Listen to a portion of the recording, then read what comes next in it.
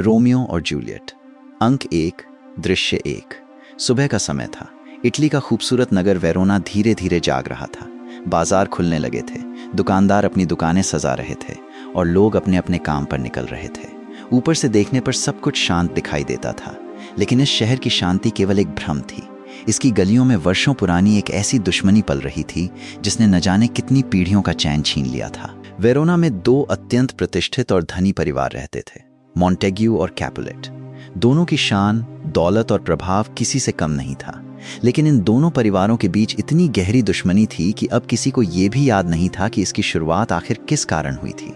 समय बीतता गया, कारण धुंधला पड़ गया, लेकिन नफरत और अहंकार पहले से भी अधिक मजबूत हो गए। उस सुबह कैपुलेट परिवार के दो नौकर, सैमसन और ग्रेगरी, तलवारें कमर से लगाए शहर की गलियों से गुजर रहे थे। वे अपने मालिक की ताकत और प्रतिष्ठा पर गर्व कर रहे थे। चलते चलते उनकी बातचीत मॉन्टेग्यू परिवार के प्रति घृणा से भर गई। वे कह रहे थे कि यदि आज उनका सामना मॉन्टेग्यू परिवार के किसी आदमी से हो गया तो वे उसे अपमानित किए बिना नहीं छोड़ेंगे। कुछ ही देर बाद सामने से मॉन्टेग्यू परिवार के दो सेवक आते दिखाई दिए। दोनों पक्षों ने एक दूसरे को दूर से ही पहचान लिया। वातावरण अचानक भारी हो गया। राह चलते लोग रुक कर देखने लगे। कोई नहीं जानता था कि अगले कुछ क्षणों में क्या होने वाला है। कैपुलेट के नौकरों में से एक ने जानबूझकर ऐसा इशारा किया जिसे उस समय खुला अपमान माना जाता था। यह केवल एक छोटी सी हरकत थी, लेकिन वर्षों की दुश्मनी के सामने वो चिंगारी साबित हुई। मॉन्टेग्यू के सेवकों ने तुरंत इसका विरोध किया। पहले शब्दों का आदान प्रदान हुआ, फिर अपमानजनक बातें कही गईं। किसी ने पीछे हटने की कोशिश नहीं की। देखते ही देखते आवाजें ऊंची होने लगीं। हाथ तलवारों की मूठ पर जा पहुंचे और अगले ही पल चमकती तलवारें म्यान से बाहर निकल आईं। वेरोना की शांत सड़क अचानक युद्ध भूमि बन गई। दोनों पक्ष पूरी ताकत से एक दूसरे पर टूट पड़े। तलवारों की टकराहट दूर तक सुनाई देने लगी। राहगीर डरकर इधर उधर भागने लगे। दुकानदारों ने अपनी दुकानें बंद करनी शुरू कर दी। महिलाएं बच्चों को लेकर घरों के भीतर छिप गईं। पूरा इलाका अफरा तफरी से भर गया। इसी बीच मॉन्टेग्यू परिवार का युवक बेनवोलियो वहां पहुंच गया। बेनवोलियो स्वभाव से शांत, समझदार और विवेकशील था। उसने स्थिति देखते ही तलवार तो निकाली, लेकिन लड़ने के लिए नहीं। उसका उद्देश्य दोनों पक्षों को अलग करना था। वो बार बार सभी से कह रहा था कि इस लड़ाई को यहीं समाप्त कर दो। ये दुश्मनी केवल विनाश लाएगी। लेकिन तभी वहां कैपुलेट परिवार का सबसे उग्र और अभिमानी योद्धा टाइबॉल्ट आ पहुंचा। उसने बेनवोलियो के हाथ में तलवार देखी और बिना ये समझे कि वो झगड़ा रोकना चाहता है, क्रोध से भर उठा। टाइबॉल्ट को शांति से कोई मतलब नहीं था। उसके लिए मॉन्टेग्यू परिवार का हर व्यक्ति जन्मजात शत्रु था। उसने बेनवोलियो को ललकारा और कहा कि वो शांति की बातें सुनना ही नहीं चाहता। उसके लिए तलवार ही सम्मान का उत्तर थी। बेनवोलियो ने बहुत समझाने की कोशिश की, लेकिन टाइबॉल्ट ने उसकी एक न सुनी। दोनों के बीच भी तलवारें टकराने लगीं। अब तक ये केवल 4-5 लोगों का झगड़ा था, लेकिन धीरे धीरे दोनों परिवारों के और लोग वहां पहुंचने लगे। किसी ने अपने रिश्तेदार को लड़ते देखा तो वो भी हथियार लेकर मैदान में उतर आया। कुछ ही मिनटों में पूरी सड़क युद्ध का दृश्य प्रस्तुत करने लगी। चीखें, तलवारों की आवाज, भागते हुए लोग और उड़ती धूल। पूरा शहर मानो हिंसा की आग में जल उठा था। जब ये समाचार दोनों परिवारों के मुखियाओं तक पहुंचा तो वे स्वयं भी हथियार लेकर निकल पड़े। लॉर्ड कैपुलेट लड़ाई में कूदना चाहते थे, जबकि उनकी पत्नी उन्हें रोकने का प्रयास कर रही थी। दूसरी ओर लॉर्ड मॉन्टेग्यू भी पीछे हटने वालों में से नहीं थे। यदि उन्हें अवसर मिलता तो वे स्वयं भी तलवार उठा लेते। लेकिन इससे पहले कि रक्तपात और बढ़ता, वेरोना के राजकुमार अपने सैनिकों के साथ वहां पहुंच गए। उनकी उपस्थिति भर से वातावरण बदल गया। सैनिकों ने दोनों पक्षों को अलग किया। राजकुमार का चेहरा क्रोध से लाल था। वे वर्षों से इन दोनों परिवारों की लड़ाइयां देखते आ रहे थे। उन्होंने कठोर स्वर में कहा कि यह शहर किसी का निजी युद्ध क्षेत्र नहीं है। दो परिवारों की व्यक्तिगत दुश्मनी के कारण पूरे नगर की शांति बार बार भंग हो रही है। उन्होंने चेतावनी दी कि यदि भविष्य में मॉन्टेग्यू या कैपुलेट परिवार का कोई भी सदस्य फिर से सार्वजनिक स्थान पर तलवार उठाते हुए पाया गया तो उसे अपने प्राणों से इसकी कीमत चुकानी पड़ेगी। राजकुमार के आदेश के बाद दोनों परिवार अनिच्छा से पीछे हट गए। तलवारें म्यान में चली गईं, लेकिन उनके दिलों में जलती हुई नफरत पहले जैसी ही बनी रही। जब सब लोग चले गए तब मॉन्टेग्यू परिवार के मुखिया ने बेनवोलियो से पूछा कि झगड़ा कैसे शुरू हुआ। बेनवोलियो ने पूरी घटना विस्तार से बताई। बातों बातों में उसने ये भी बताया कि उसने सुबह रोमियो को अकेले शहर के बाहर टहलते हुए देखा था। वो बहुत उदास लग रहा था और किसी से बात नहीं करना चाहता था। रोमियो के माता पिता पहले से ही उसकी बदली हुई मनःस्थिति को लेकर चिंतित थे। वे कई दिनों से देख रहे थे कि उनका बेटा देर रात तक जागता है, सुबह सुबह अकेला निकल जाता है, लोगों से मिलना जुलना छोड़ चुका है और हर समय किसी गहरी सोच में डूबा रहता है। उसी समय रोमियो वहां आ पहुंचा। उसके चेहरे पर गहरी उदासी साफ दिखाई दे रही थी।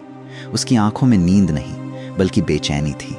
बेनवोलियो ने प्यार से उससे पूछा कि आखिर बात क्या है। पहले तो रोमियो चुप रहा, लेकिन अपने मित्र के बार बार पूछने पर उसने स्वीकार किया कि वो प्रेम में है। उसने बताया कि वो रोजालीन नाम की एक सुंदर युवती से प्रेम करता है, लेकिन रोजालीन ने सांसारिक प्रेम से दूर रहने का निर्णय लिया है और उसके प्रेम को स्वीकार करने से इनकार कर दिया है।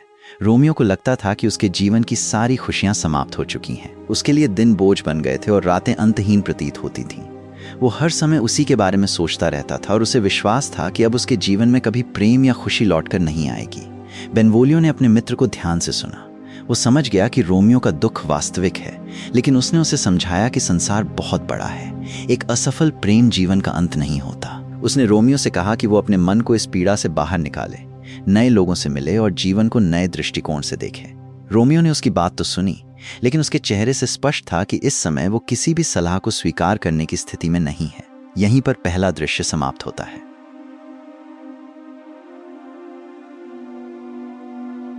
रोमियो और जूलियट, अंक 1, दृश्य 2। वेरोना शहर में सुबह की हलचल अब सामान्य हो चुकी थी, लेकिन कैपुलेट परिवार के विशाल महल में एक अलग ही चर्चा चल रही थी। लॉर्ड कैपुलेट अपने आलीशान कक्ष में बैठे थे। उनके सामने नगर का एक प्रतिष्ठित और धनी युवक उपस्थित था, पेरिस। वो रूपवान, शिक्षित, कुलीन और राज परिवार से जुड़ा हुआ था। वेरोना के अधिकांश लोग उसे एक आदर्श वर मानते थे। पेरिस सीधे विषय पर आया। उसने विनम्रता से कहा कि वो कैपुलेट की बेटी जूलियट का हाथ विवाह के लिए मांगने आया है। लॉर्ड कैपुलेट कुछ क्षण शांत रहे। वे जानते थे कि ऐसा प्रस्ताव किसी भी पिता के लिए सम्मान की बात थी, लेकिन उन्होंने जल्दबाजी नहीं की। उन्होंने मुस्कुराकर कहा कि जूलियट अभी बहुत छोटी है, उसने अभी जीवन को ठीक से देखा भी नहीं है, इसलिए वे चाहते हैं कि उसे कुछ समय और मिले ताकि वो परिपक्व होकर स्वयं अपने भविष्य का निर्णय कर सके। फिर भी उन्होंने पेरिस को निराश नहीं किया। उन्होंने कहा, कुछ दिनों बाद हमारे महल में एक भव्य उत्सव और नृत्य समारोह आयोजित होने वाला है। वहां नगर के अनेक प्रतिष्ठित परिवारों को आमंत्रित किया जाएगा। तुम भी वहां आना, जूलियट से मिलो, उससे बातें करो। यदि समय के साथ उसके मन में भी तुम्हारे लिए सम्मान और स्नेह उत्पन्न होता है तो मुझे इस विवाह पर कोई आपत्ति नहीं होगी। पेरिस ने सम्मानपूर्वक सिर झुकाकर उनकी बात स्वीकार कर ली। उसे विश्वास था कि एक बार जूलियट से मिलने के बाद सब कुछ उसके पक्ष में हो जाएगा।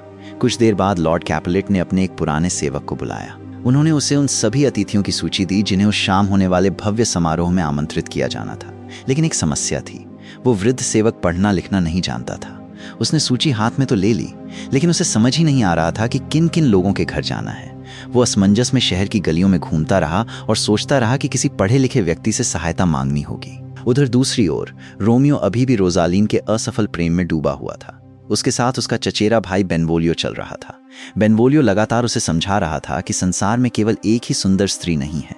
यदि वो अपने मन को खुला रखे तो शायद उसका दुख कम हो सकता है। रोमियो उसकी किसी बात पर विश्वास नहीं कर रहा था। उसके लिए रोजालीन ही संसार की सबसे सुंदर और सबसे प्रिय स्त्री थी। इसी दौरान उनकी मुलाकात उसी वृद्ध सेवक से हुई। सेवक ने विनम्रता से उनसे पूछा, क्या आप दोनों में से कोई इस सूची को पढ़ सकता है?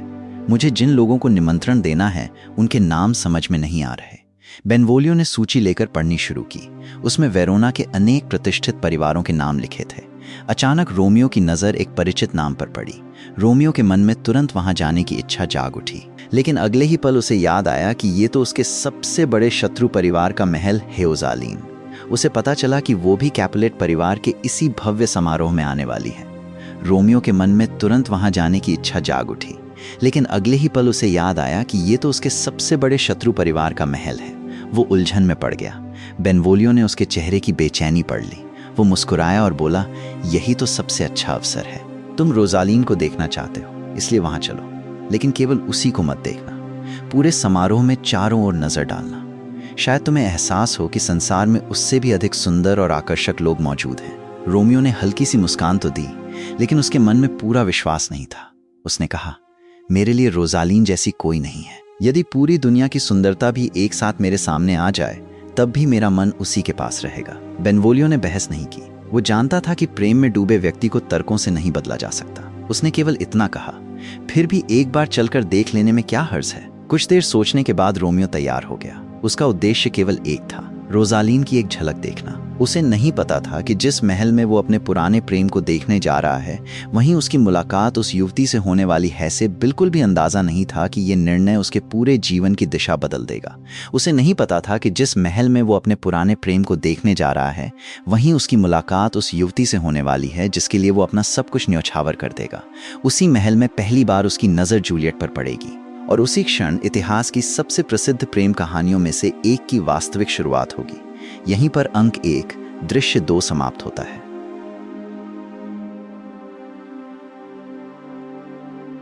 रोमियो और जूलियट अंक 1 दृश्य 3। वेरोना की शाम धीरे धीरे सुनहरी होती जा रही थी।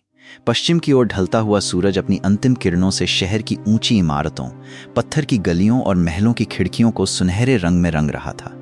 हवा में हल्की ठंडक थी, लेकिन कैपुलेट परिवार के विशाल महल के भीतर किसी को मौसम का ध्यान नहीं था। वहां हर ओर केवल तैयारियों की हलचल थी। महल के मुख्य आंगन में नौकर चाकर लगातार भाग दौड़ कर रहे थे। कोई रंग बिरंगे फूलों की मालाएं टांग रहा था, कोई बड़े बड़े झूमरों में मोमबत्तियां लगा रहा था। रसोई में विशाल तांबे के बर्तनों में व्यंजन पक रहे थे। ताज़ी रोटी की सुगंध, मसालों की महक और मिठाइयों की खुशबू पूरे महल में फैल चुकी थी। ऊपरी मंजिलों पर दासियां रेशमी पर्दे ठीक कर रही थीं। संगीतकार अपने वाद्य यंत्रों की धुन मिलाने में लगे थे। हर कोई जानता था कि आज का उत्सव साधारण नहीं होने वाला। वेरोना के प्रतिष्ठित परिवारों के लोग आने वाले थे और कैपुलेट परिवार अपनी प्रतिष्ठा के अनुरूप भव्य आयोजन करना चाहता था। लेकिन इसी महल के एक शांत हिस्से में, इस सारी चहल पहल से दूर, एक कमरा था जहां वातावरण बिल्कुल अलग था। ये कमरा जूलियट का था।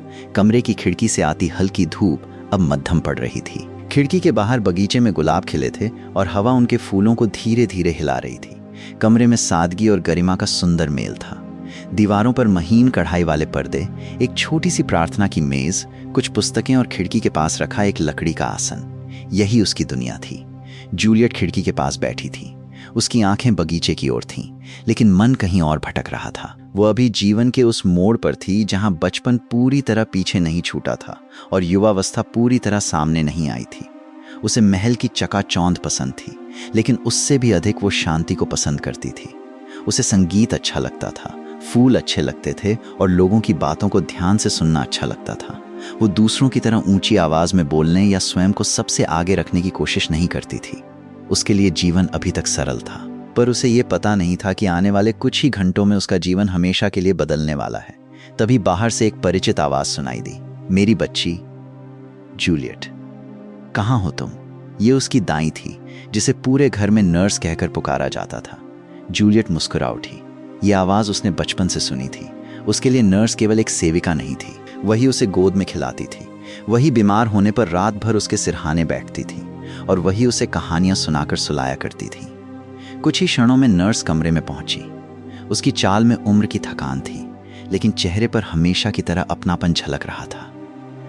अरे, यहां बैठी हो, उसने हल्की शिकायत के स्वर में कहा। पूरा महल तुम्हें ढूंढ रहा है और तुम फूलों को देख रही हो। जूलियट मुस्कुराकर बोली, मैं तो यहीं थी। नर्स ने उसके बालों को प्यार से सहलाया। तुम हमेशा से ऐसी ही रही हो। बचपन में भी जब सब बच्चे खेलते थे, तब तुम किसी पेड़ के नीचे बैठकर चिड़ियों को देखती रहती थी। जूलियट हंस पड़ी। उसी समय कमरे में लेडी कैपुलेट आई। वे राजसी गरिमा वाली महिला थीं। उनका व्यक्तित्व प्रभावशाली था, लेकिन वे भावनाओं को खुलकर व्यक्त करने वालों में से नहीं थीं। अपनी बेटी से उन्हें स्नेह था, पर उसका अधिकांश पालन पोषण नर्स ने किया था, इसलिए माँ और बेटी के बीच एक सम्मानपूर्ण दूरी भी थी। उन्होंने कमरे में प्रवेश करते ही नर्स से कहा, मैं जूलियट से कुछ आवश्यक बात करना चाहती हूँ। नर्स ने सिर झुकाया, लेकिन बाहर जाने से पहले वो फिर मुस्कुराकर बोली, अगर बात विवाह की है तो मुझे भी रहने दीजिए।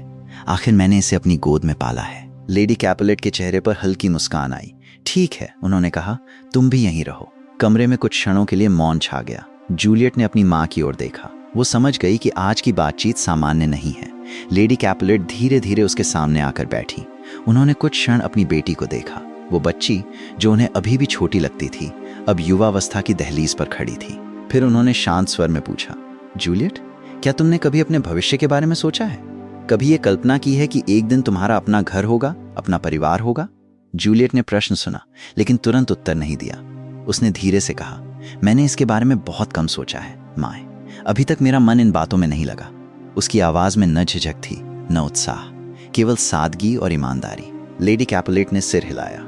वे जानती थीं कि अब समय आ गया है जब उन्हें अपनी बेटी को जीवन की नई दिशा से परिचित कराना होगा। उन्हें यह भी पता था कि आज शाम का उत्सव केवल मनोरंजन के लिए नहीं है। उस उत्सव में आने वाला एक अतिथि जूलियट के भविष्य का महत्वपूर्ण हिस्सा बन सकता है। कमरे में कुछ क्षणों तक गहरा सन्नाटा बना रहा। बाहर महल की गलियों से कभी कभी सेवकों के कदमों की आहट सुनाई दे जाती थी। कहीं दूर से संगीतकार अपने वाद्य यंत्रों का अभ्यास कर रहे थे। उत्सव की तैयारियां पूरे महल में जोरों पर थीं। लेकिन इस छोटे से कक्ष में होने वाली बातचीत जूलियट के जीवन का सबसे महत्वपूर्ण मोड़ बनने वाली थी। लेडी कैपुलेट ने धीरे से अपनी बेटी का हाथ अपने हाथों में लिया।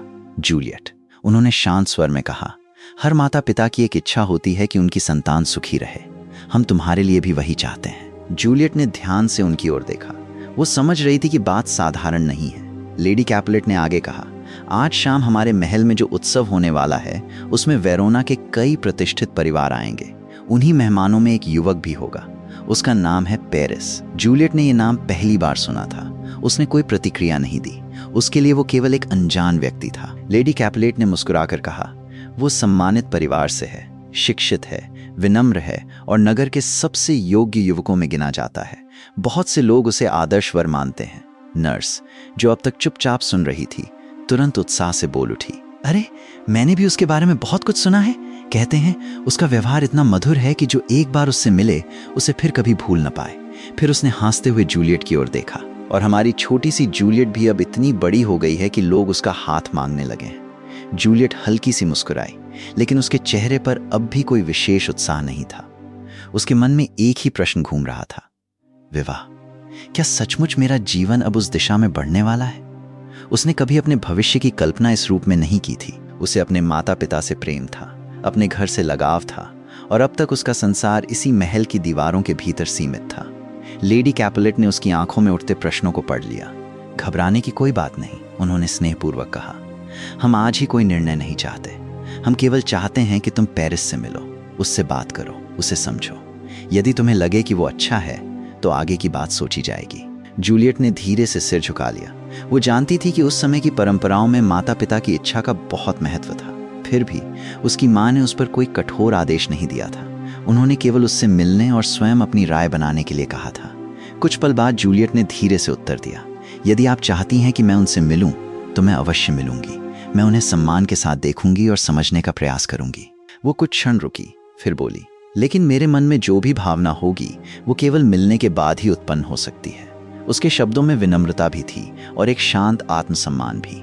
लेडी कैपुलेट उसकी परिपक्वता देखकर संतुष्ट हुई। नर्स ने वातावरण को हल्का करने के लिए फिर हंसी मजाक शुरू कर दिया। अरे बिटिया, तुम तो ऐसे गंभीर होकर बात कर रही हो जैसे कोई न्यायाधीश फैसला सुना रहा हो। शाम को जब इतने सुंदर वस्त्र पहनोगी, इतने लोग तुम्हें देखेंगे, तब तुम्हारी ये गंभीरता भी कहीं उड़ जाएगी। जूलियट हंस पड़ी। मुझे तो सबसे अधिक डर इस बात का है कि तुम पूरे समय मेरे पीछे पीछे घूमती रहोगी, नर्स ने नाटक करते हुए कहा। और नहीं तो क्या, मैं कैसे अपनी बच्ची को अकेला छोड़ दूं?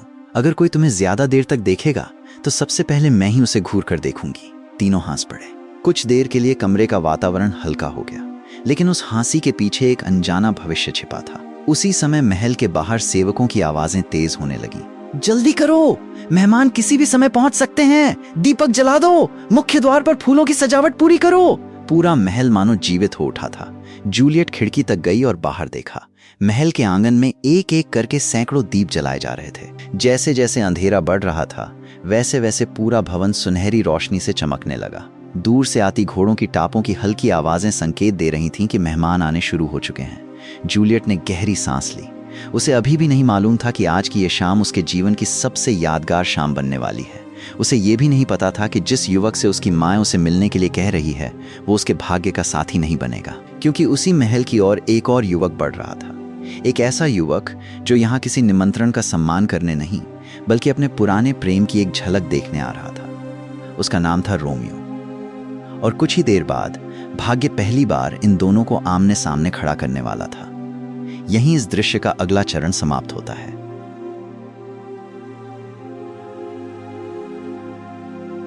रोमियो और जूलियट, अंक 1, दृश्य 4।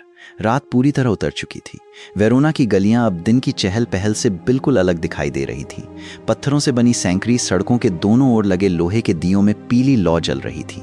कहीं कहीं मशालें हवा के झोंकों से कांप उठतीं और उनकी रोशनी दीवारों पर अजीब सी परछाइयां बना देती।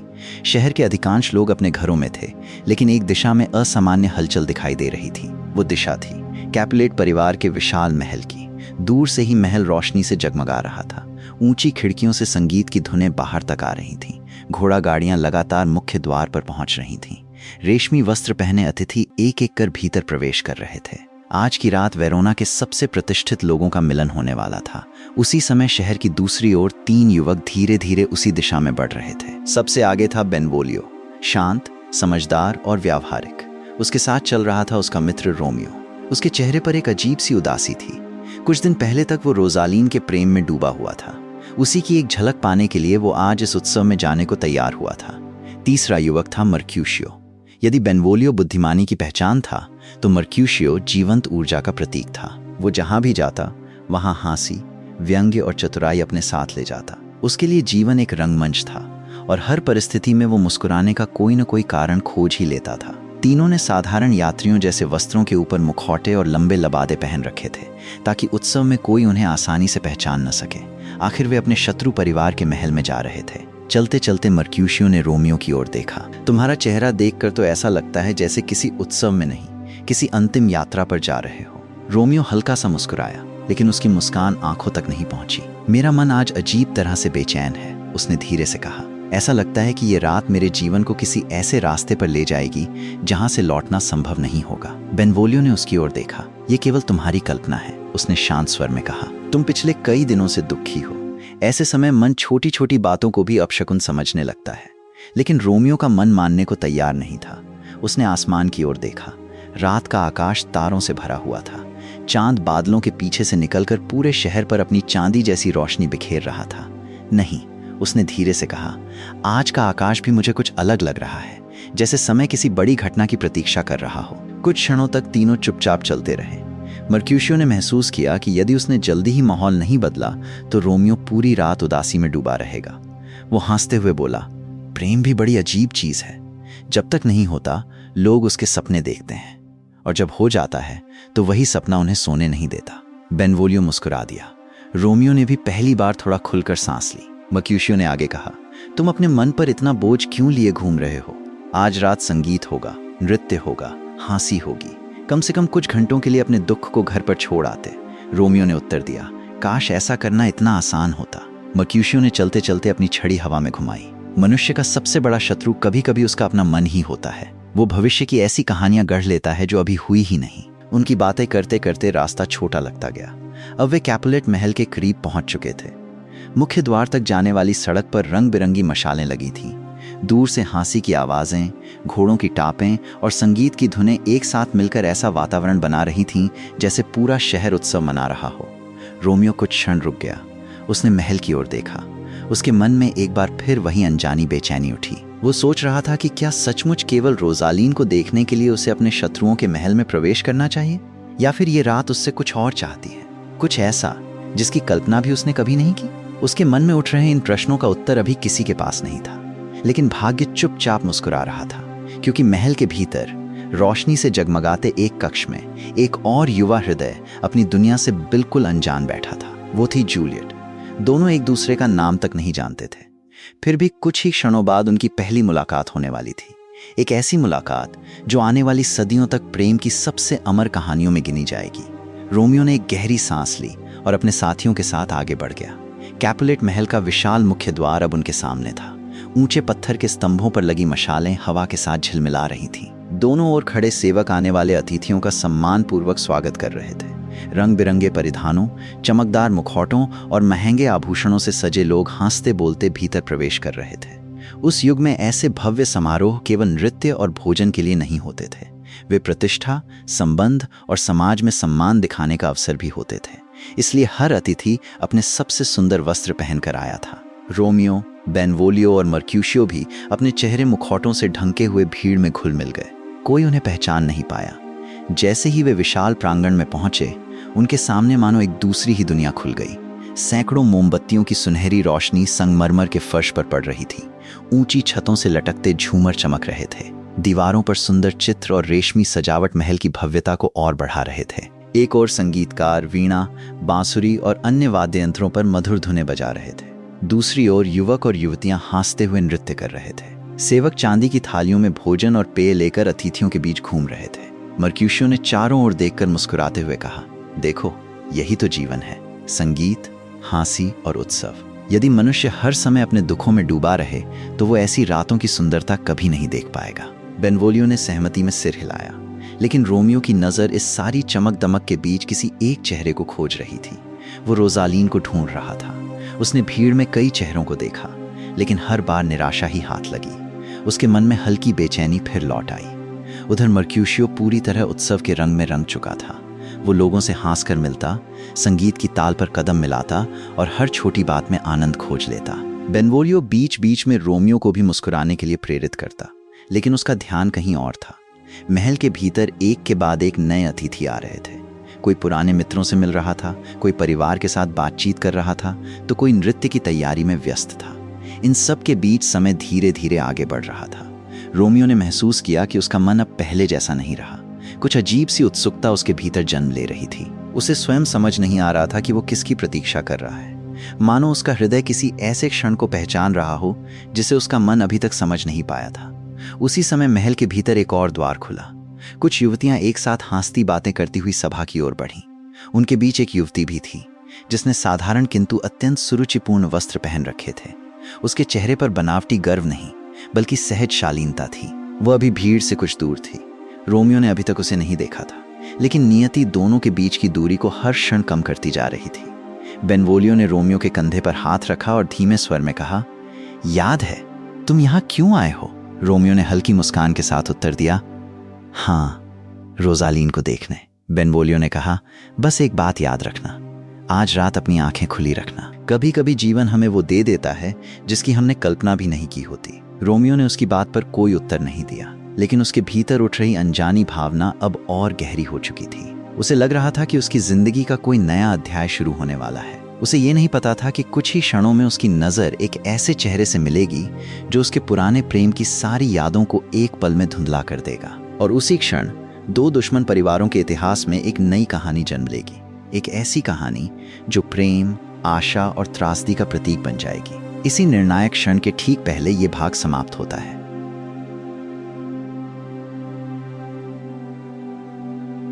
रोमियो और जूलियट, अंक 1, दृश्य 5। कैपुलेट परिवार का महल उस रात अपनी पूरी भव्यता पर था। संगीत की मधुर धुनें पूरे भवन में गूंज रही थीं। नर्तक ताल के साथ घूम रहे थे। हंसी की आवाजें, बातचीत की हलचल और चमकते दीपों की रोशनी ने ऐसा वातावरण बना दिया था जैसे वेरोना का हर सुख उस एक रात में इकट्ठा हो गया हो। महल के विशाल कक्ष में नगर के प्रतिष्ठित लोग एकत्र थे। पुरुष शानदार वस्त्रों में थे और महिलाएं सुंदर आभूषणों और रेशमी परिधानों से सजी थीं। हर चेहरा खुशी से चमक रहा था। लेकिन इसी आनंद के बीच कुछ लोग ऐसे भी थे जिनके मन में अलग अलग भावनाएं थीं। रोमियो अपने मित्रों के साथ भीड़ में खड़ा था। उसने मुखौटा पहन रखा था ताकि कोई उसे पहचान न सके। वो इस महल में केवल एक उद्देश्य से आया था, रोजालीन को देखने। कुछ समय पहले तक उसे लगता था कि रोजालीन ही संसार की सबसे सुंदर और अनमोल स्त्री है। उसके लिए प्रेम का अर्थ केवल वही थी। वो सोचता था कि उसके हृदय में किसी और के लिए जगह कभी नहीं बन सकती। लेकिन मनुष्य अपने भविष्य को जितना समझता है, जीवन उससे कहीं अधिक रहस्यमय होता है। रोमियो की नज़र अचानक सभा के दूसरे छोर पर पड़ी। वहां एक युवती खड़ी थी।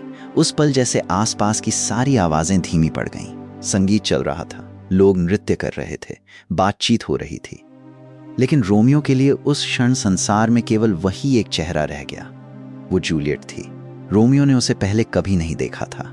वो उसके नाम तक से परिचित नहीं था, लेकिन उसकी आंखों में ऐसी मासूम चमक थी, उसके व्यवहार में ऐसी शालीनता थी कि रोमियो स्वयं को उसकी ओर आकर्षित होने से रोक नहीं पाया। उसे ऐसा लगा जैसे रात के अंधेरे में अचानक कोई प्रकाश दिखाई दे गया हो। उसका मन, जो अब तक रोजालीन की यादों में उलझा था, पहली बार किसी नए एहसास से भर उठा। वो समझ नहीं पा रहा था कि ये क्या हो रहा है। क्या ये केवल सुंदरता का आकर्षण था या कुछ ऐसा जिसे शब्दों में समझाना संभव नहीं? उधर जूलियट भी उसी उत्सव में अपने परिवार और मेहमानों के बीच मौजूद थी। उसके लिए ये रात केवल एक पारिवारिक आयोजन थी। वो अभी प्रेम की दुनिया से अनजान थी।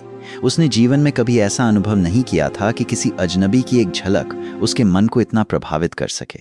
लेकिन जब उसकी नज़र रोमियो से मिली तो उसके भीतर भी एक अनजानी हलचल हुई। दोनों कुछ क्षणों तक एक दूसरे को देखते रहे। न कोई परिचय था, न कोई पुरानी याद, न कोई वादा। फिर भी दोनों के बीच एक ऐसी खामोश बातचीत शुरू हो गई जिसे केवल उनका हृदय समझ सकता था। रोमियो धीरे धीरे उसके पास पहुंचा। उसने अत्यंत सम्मान और विनम्रता के साथ उससे बात की। उसके शब्दों में अहंकार नहीं था, केवल प्रशंसा और आदर था। जूलियट ने भी उसी शालीनता से उत्तर दिया। उनकी बातचीत छोटी थी, लेकिन उसमें एक अजीब मिठास थी। ऐसा लग रहा था जैसे दोनों एक दूसरे को पहली बार नहीं, बल्कि बहुत पहले से जानते हो। उन्हें समय का ध्यान ही नहीं रहा। उत्सव चलता रहा, संगीत बजता रहा, लोग आते जाते रहे, लेकिन उस छोटे से पल में उनके लिए बाकी दुनिया जैसे गायब हो गई थी। फिर अचानक जूलियट को अपनी दाई की आवाज़ सुनाई दी। नर्स उसे ढूंढते हुए वहां पहुंची और उसे वापस बुलाने लगी। जूलियट को जाना पड़ा, लेकिन जाने से पहले दोनों के मन में एक दूसरे की छवि गहरी छाप छोड़ चुकी थी। रोमियो ने अपनी आंखों से उसे जाते हुए देखा। उसका मन अब पहले जैसा नहीं था। जिस युवती को देखने के लिए वो यहाँ आया था, अब वो उसके बारे में सोच भी नहीं रहा था। उसके सामने एक नया एहसास जन्म ले चुका था। कुछ देर बाद रोमियो ने पास खड़े व्यक्ति से धीरे से पूछा कि वो युवती कौन थी। उत्तर सुनकर उसके चेहरे का भाव बदल गया। वो युवती जूलियट कैपुलेट थी, कैपुलेट परिवार की बेटी। वही परिवार जो उसके अपने परिवार मॉन्टेग्यू का सबसे बड़ा शत्रु था। ये सुनकर रोमियो के हृदय में खुशी और पीड़ा दोनों एक साथ उमड़ आई। जिससे उसका मन पहली ही मुलाकात में जुड़ गया था, वो उसी परिवार से थी जिसे उसका परिवार वर्षों से नफरत करता आया था। उधर जूलियट ने भी अपनी दाई से उस युवक के बारे में पूछा। दाई ने बताया कि वो रोमियो मॉन्टेग्यू था। जूलियट भी ये सुनकर स्तब्ध रह गई। भाग्य ने दोनों के सामने एक विचित्र परिस्थिति रख दी थी। दो दिलों ने एक दूसरे को स्वीकार करना शुरू ही किया था, लेकिन उनके परिवारों के बीच नफरत की एक विशाल दीवार खड़ी थी। उसी समय एक और व्यक्ति ने रोमियो को देख लिया। वो था टाइबॉल्ट, कैपुलेट परिवार का उग्र और अभिमानी सदस्य। उसने रोमियो की आवाज़ पहचान ली थी और तुरंत समझ गया कि एक मॉन्टेग्यू उनके घर के उत्सव में आया है। उसका क्रोध भड़क उठा। उसके लिए ये केवल एक मेहमान नहीं था, बल्कि वर्षों पुराने शत्रु परिवार का सदस्य था। वो तुरंत तलवार उठाकर रोमियो को चुनौती देना चाहता था, लेकिन लॉर्ड कैपुलेट ने उसे रोक दिया। उन्होंने कहा कि आज उनके घर में उत्सव है, युद्ध नहीं। उन्होंने ये भी कहा कि रोमियो ने कोई गलत व्यवहार नहीं किया है, इसलिए आज की रात शांति बनी रहनी चाहिए। टाइबॉल्ट मन ही मन क्रोध से भर गया, लेकिन परिवार के मुखिया की बात मानकर चुप रह गया। हालांकि उसके मन में बदले की भावना पैदा हो चुकी थी। कुछ ही समय बाद उत्सव समाप्त होने लगा। मेहमान जाने लगे। संगीत धीमा पड़ गया। दीपक अब भी जल रहे थे, लेकिन रात पहले जैसी चमकदार नहीं रही थी। रोमियो और जूलियट दोनों अपने अपने रास्ते चले गए, लेकिन दोनों के हृदय में एक दूसरे की छवि बस चुकी थी। उन्हें अभी नहीं पता था कि उनका ये छोटा सा मिलन आने वाले समय में कितनी बड़ी घटनाओं को जन्म देगा। एक ओर प्रेम की पहली किरण जन्म ले चुकी थी, दूसरी ओर पुरानी दुश्मनी की आग और भड़कने वाली थी। और इन्हीं दो शक्तियों, प्रेम और घृणा, के बीच शुरू होने वाली थी वेरोना की सबसे प्रसिद्ध कहानी। यहीं अंक 1 दृश्य 5 समाप्त होता है।